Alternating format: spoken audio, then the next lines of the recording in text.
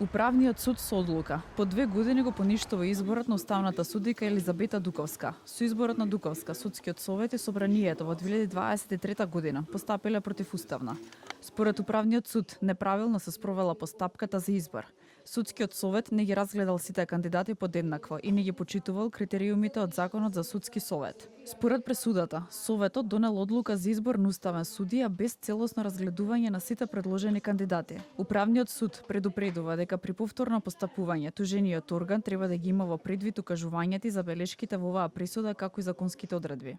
Од увидот во записникот неспорно произлегува дека по излагањето на биографиите на кандидатите од страна на нивните предлагачи, членовите на Советот се согласиле поединечно да гласаат според редоследот на дадените предлози, пошто се пристапило кон гласањето само по правоизнесениот предлог на членот на Советот за кандидатот Д, судија на апелациониот суд Скопје, додека по останатите два предлози кандидати, ТС судија од апелациониот суд Битола и АД судија од основниот граѓански суд Скопје, не се пристапило кон гласањето, односно гласањето е прескокнато, пошто правоизнесениот предлог бил усвоен и се утврдил предлогот Д судија на апелациониот суд Скопје за избор на еден судија на Уставен суд на Република Северна Македонија од редот на судиите во Република Северна Македонија.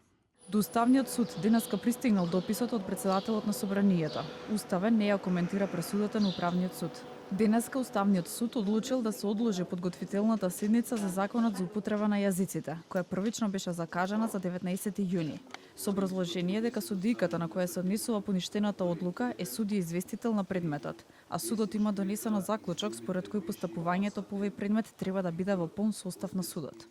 Постапувањето на сите инволвирани органи како што се судскиот совет, собранието и управните судови во овој случај предизвикаа правен преседан кој создава правна состојба со која ниту еден досегашен состав на Уставниот суд се нема соочено. Во врска со правните импликации по пресудата на Управниот суд укажуваме дека согласно член 112 став 2 од Уставот, одлуките на Уставниот суд се конечни и извршни. Уставниот суд нема по службена должност да ги преиспитува одлуките во чие носење учествувал судијата на кој се однесува поништената одлука за избор.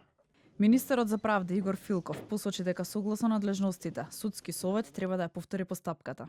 Надлежност за извршување на пресудата на Управниот суд има само собранието, односно во конкретниот случај судскиот совет.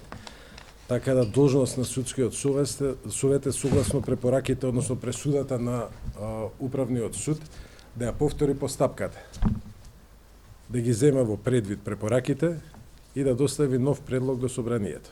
Управниот суд одлучи по тужба која ја поднела судијката Антоанета Димовска, која сега е членка на судскиот совет.